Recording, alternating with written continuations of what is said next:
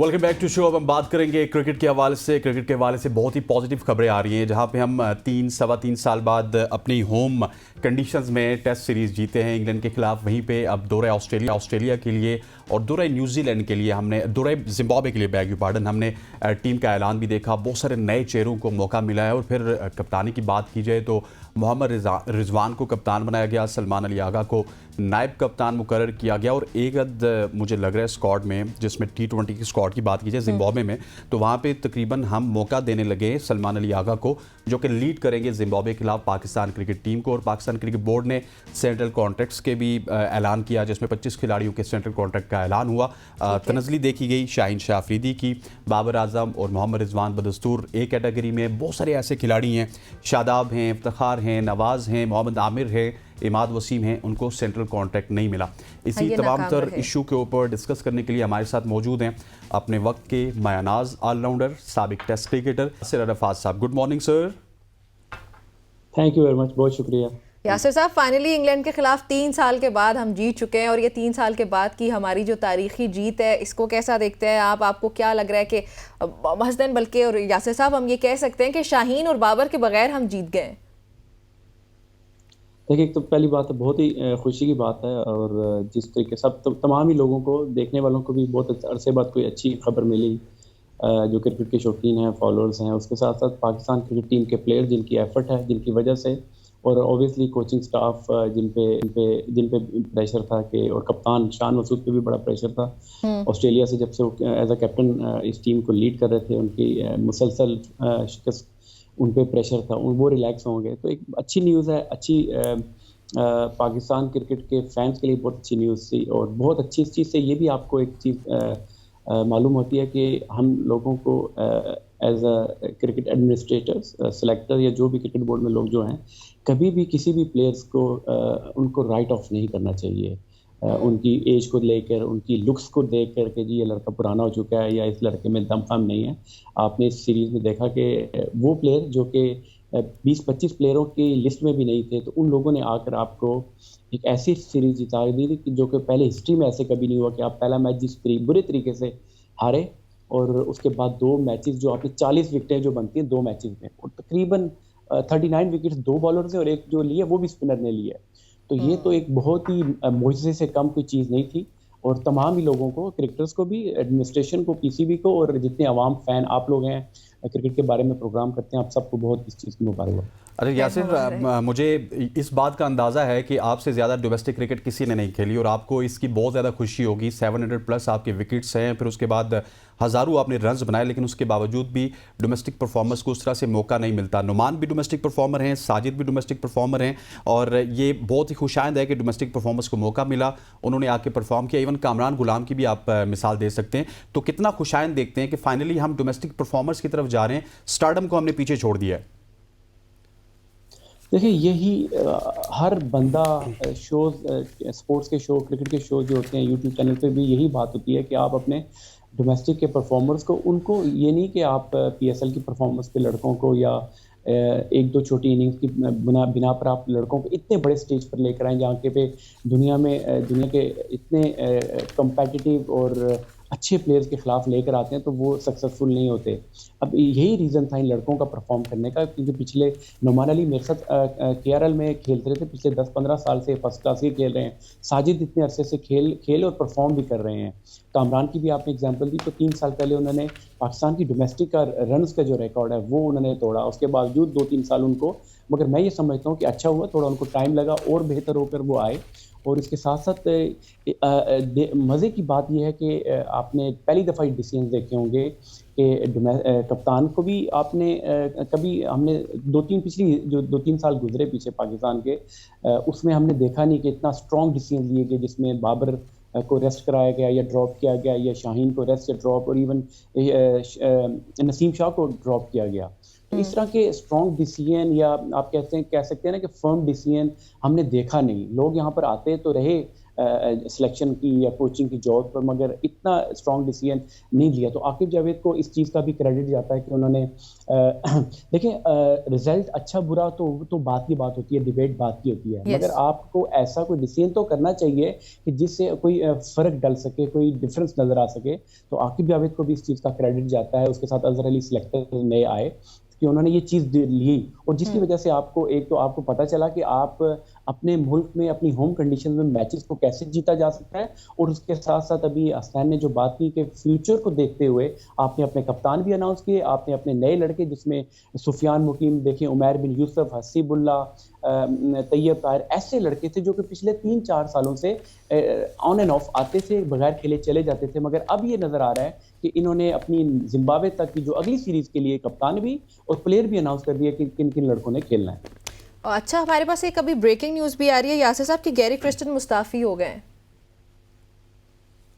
अच्छा, मुझे इस बारे में बिल्कुल अभी आ रही है। इस पे अगर आप कमेंट करना चाहें तो आप कर सकते हैं। उन्होंने इस्तीफा दे दिया है। इसका बैकग्राउंड भी मैं बताता चलूं यासिर भाई कि उन्होंने शायद शादाब खान थे और बहुत सारे प्लेयर्स थे जिनको वो टीम में रखना चाहते थे, सेंट्रल कॉन्ट्रैक्ट देना चाहते थे। फिर बोर्ड ने उनको कहा था कि आपको सिर्फ साल में 1 महीने की छुट्टी मिलेगी, वो उससे ज़्यादा छुट्टियां कर रहे हैं। उसके अलावा चैंपियंस कप में उस तरह से उन्होंने शिरकत नहीं की। ये तमाम तर वजूहात बनी हैं जो अभी खबरें आ रही हैं हमारे पास। देखिए हसनैन, एक चीज़ तो थी मेरे जहन में था कि जब से ये बात हुई थी कि आकिब जावेद ने आके कुछ लड़कों को और फिर उनके जो जिस तरह बाबर या शाहीन की मैंने बात की कि वो उनको ड्रॉप तो किया ही नहीं जा रहा था। हर बंदा यही था कि जी बड़ा नाम है ये मतलब इनको हम कैसे ड्रॉप कर सकते हैं, इनके बगैर हम जीत नहीं सकते। तो वो चीज़ तो गलत साबित हो चुकी। उसके बाद फिर आपने जैसन गिलिस्पी का इंटरव्यू भी सुनाओगे जिसमें उन्होंने गिला शिकवा दबे दबे अल्फाज में कर दिया था कि जी मैं तो सिर्फ यहाँ पे मैच डे के लिए स्ट्रेटेजी के लिए हूँ, मेरे तो इनपुट नहीं है। मैं इसको दूसरे एंगल से भी देखता हूँ। देखिए हर बंदे का अपना काम, सिलेक्टर्स का काम जो होता है वो आपको सिलेक्शन कोचिंग स्टाफ को 15 लड़के 15 रुकनी टीम दे देनी चाहिए। उसमें जो 15 रुकनी में है, ठीक है मुशावरत होती है, मगर उसमें जो है आप इंटरफेयर नहीं करना चाहिए कोचिंग को ज़्यादा। आपने सिलेक्टर्स के हाथ में, अब जब 3 रुकनी, उससे पहले तो बड़ा मजाक का खेज चीज़ ये भी थी कि 9 रुकनी सिलेक्शन कमेटी भी थी। उसको भी देख के हम हैरान होते थे कि 10-12 लड़कों को सिलेक्ट करने के लिए 12 सिलेक्टर रखे हुए थे। वो भी एक लतीफ़ा ही था। मगर अब यह है कि चलो सिलेक्शन कमेटी को थोड़ा कम किया। मैं तो समझता हूँ इसको भी कम करना चाहिए। अभी भी 5 लोग हैं, मैं समझता हूँ 3 मैक्सिमम होने चाहिए, उनका एक चेयरमैन सिलेक्टर होना चाहिए। और उसके बाद जब 15 हो तो फिर जब 11 की बारी आए तो उसमें फिर सिलेक्टर को इंटरफेयर नहीं करना चाहिए। वहां पर अभी ये भी देखा गया है कि सुनने में थोड़ा आया है कि उसमें इंटरफेयर किया कि 11 लड़के इनको खिलाओ। फिर जो कोचेस की रिस्पॉन्सिबिलिटी है, क्योंकि जब अगर हार जीत आती है तो फिर उनकी रिस्पॉन्सिबिलिटी उनको लेनी पड़ती है। तो मैं ये समझता हूँ कि वो मेरे ख्याल से उनके जहन में थी। जेसन गिलिस्पी ने इतना नहीं किया, मगर अभी ये जो टीम की सिलेक्शन हुई है, मुझे ये लगता है कि गैरी क्रिस्टन की इतनी मुशावरत नहीं थी जो मैं ये फील करता हूँ। अभी बाकी डिटेल्स तो क्रिकेट बोर्ड या वो गैरी क्रिस्टन खुद बताएंगे, फिर पता चलेगा रीजंस क्या होंगे उनके मुस्ताफी होने। अच्छा यासिर साहब, मोहम्मद रिजवान का वाइट बॉल टीम का कप्तान होना, सलमान अली आगा का नायब कप्तान होना, इस पे क्या राय है आपकी? देखिए गिवन सर्कमस्टांसेस में अगर आप बात करें तो मैं समझता हूँ कि ये अच्छी ऑप्शन है। आपके पास इनसे बेहतर कोई ऑप्शन नहीं थी। रिजवान को अगर आप कह सकते हैं कि शॉर्ट टर्म के लिए अगर आप कह सकें, आपके बाबर और शाहीन को अगर आप नहीं, आपकी कंसिडरेशन में नहीं, और आपने उनको टेस्ट भी कर लिया, अल्दो शाहीन के साथ थोड़ी सी ज्यादती इन अ सेंस हुई कि आप 5 मैचेस के बाद उनको आपने हटा दिया। मगर अब जब एक दफ़ा फैसला आपने कर लिया तो आपको दोबारा ये है कि नए दौर की तरफ, जिस तरह भी फील में हो रहा है कि हम एक नए दौर की तरफ जा रहे हैं, नए प्लेयर्स लेकर आ रहे हैं, इंडक्ट कर रहे हैं, कप्तान नए कर रहे हैं, तो उसमें रिजवान की एक है। अगर उसमें भी फिर ये जो पास्ट में हमने देखा गया कि जो प्लेयर पावर और वन मैन शो देखा जाता था कि कप्तान ही अपने प्लेयर्स और अपनी मनमानी कर प्लेयरों को इंडक्ट करता था विदाउट एनी परफॉर्मेंसेस, तो वो चीज़ अब थोड़ी सी कंट्रोल करनी पड़ेगी फ्रॉम क्रिकेट बोर्ड और कोचिंग स्टाफ की तरफ से कि आप जो समझते हैं प्लेयर फ्यूचर के लिए या अपने मुल्क के लिए अच्छा है, उनको तरजीह दी जाए। और Salman Ali Agha again future long term को अगर आप देखते हैं तो अगर फर्ज करो क्योंकि रिजवान भी तीनों फॉर्मेट खेलते हैं, कीपर ऐसी जॉब है कि आप किसी टाइम भी इंजरी हो सकती है, तो उसके लिए आपके पास एक ऐसा अच्छा तैयार कप्तान होना चाहिए जिसको थोड़ा सा एज अ वाइस कैप्टन अगर पहले अनाउंस करेंगे तो वो तैयारी उसकी होगी। तो मैं ये समझता हूँ कि दोनों डिसीजन वक्ती तौर पे बहुत अच्छे लग रहे हैं। अच्छा यासिर भाई, आप न्यूजीलैंड में टीम के साथ भी मौजूद थे as a high performance coach. वहाँ पे भी आपने देखा कि प्लेयर पावर बड़ी सर चढ़ के बोल रही थी, और अभी जो गैरी का इस्तीफा आ गया तो गैरी के इस्तीफे से यही लग रहा है कि वो चाहते थे कि उन प्लेयर्स को टीम में रखा जाए, लेकिन आकिब जावेद नहीं चाहते थे। सो मेरा ख्याल है कि अब बोर्ड को, जिस तरह आपने पहले कहा कि ये चीज़ें डिफाइन करनी होंगी प्लेयर पावर को कम करने के लिए, मुझे एक बड़ा हौसला अफजा ये लगा कि बोर्ड यहाँ पे तगड़ा होकर आगे आ रहा है, वो प्लेयर्स की नहीं सुन रहा, वो कोचेस की नहीं सुन रहा। बिल्कुल इसी तरह ही होना चाहिए और दुनिया में इस तरह होता है। देखिए आप ऑस्ट्रेलिया में देख लें कि अगर मैं आपको थोड़ी सी एग्जांपल अगर आप दूं कि एंड्रयू साइमंड्स कितने बड़े प्लेयर थे, 2009 का वर्ल्ड कप खेलने इंग्लैंड आए हुए थे, मगर वो उन्होंने डिसिप्लिन की खिलाफवर्जी की तो उन्होंने उनको वापस बुला लिया। शेन वॉर्न की एग्जांपल है कि डिसिप्लिन की खिलाफवर्जी करते थे कि जितने मर्जी बड़े प्लेयर थे उनको बुला लिया जाता था। सिमिलरली इंडिया की एग्जाम्पल है। तो आपको एज अ क्रिकेट बोर्ड आपको थोड़ा स्ट्रॉन्ग होना पड़ेगा। पास में हमने ये देखा कि वो हमारे माजी के चेयरमैन जो थे वो तो ये कहते थे कि ये बाबर आजम ये जो कप्तान है इससे आगे तो मैं क्रिकेट देखता भी नहीं हूँ। तो देखें पाकिस्तान में सिर्फ एक प्लेयर क्रिकेट नहीं खेलता, बाकी लोग भी खेलते हैं। डोमेस्टिक क्रिकेट होती है, अंडर 19 क्रिकेट होती है, बहुत सारे इसके स्टेक होल्डर्स होते हैं। तो आप ये नहीं कह सकते एज अ चेयरमैन। तो यहाँ पर अगर मोहसिन नकवी साहब ने अगर इस तरह का स्टांस लिया है और किसी को रिस्पॉन्सिबिलिटी दी है और जो बंदा आया है, ये बड़ी खुशाइन बात है।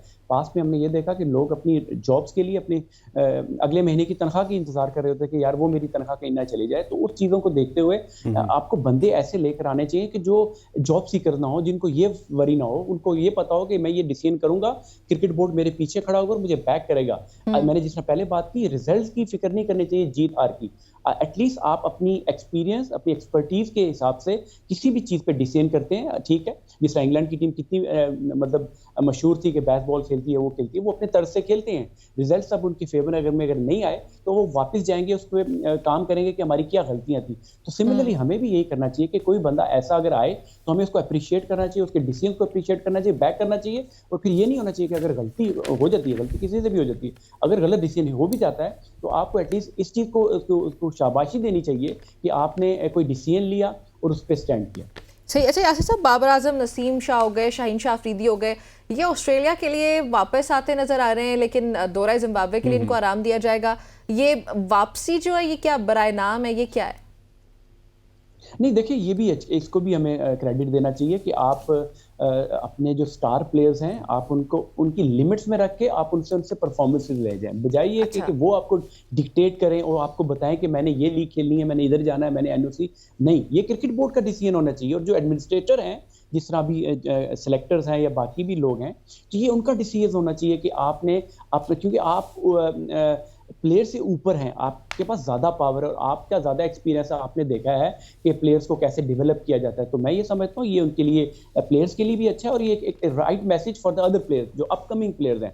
पास में हमने यही देखा कि जो गलत रिवायत डाल दी गई, जिसकी वजह से फिर उन नए जो आने वाले प्लेयर थे उन्होंने भी यही समझा कि अगर पाकिस्तान टीम में आना है तो आपने पीएसएल में परफॉर्मेंस करनी है। तो ये जो डिसीजन आकिब जावेद ने लिया कि डोमेस्टिक के परफॉर्मर को लेकर आए, तो ये भी एक रवायत डली है दोबारा से जो पास हिस्ट्री में होती थी कि आप जब डोमेस्टिक में परफॉर्म करते थे तो उसका अल्टीमेट रिजल्ट ये होता था कि आपको पाकिस्तान टीम में आपको जगह मिलती थी। और यही हमने देखा कि जब अपने परफॉर्मर्स को जब पाकिस्तान टीम में जगह मिल रही है तो इन चीज़ों को हमें बड़े खुले दिल से और अप्रिशिएट करना चाहिए कि आकिब जावेद और इवन मोहसिन नकवी साहब का ये उन्होंने देखिए उनकी काफ़ी उन्होंने चेंजेस की, तो जिसमें वो मेंटोर्स भी लेकर आए। यासिर भाई, हमारे पास थोड़ा सा वक्त कम है, मुझे फ़खर जमान के हवाले से बात करनी है। फ़खर जमान को ड्रॉप किया गया।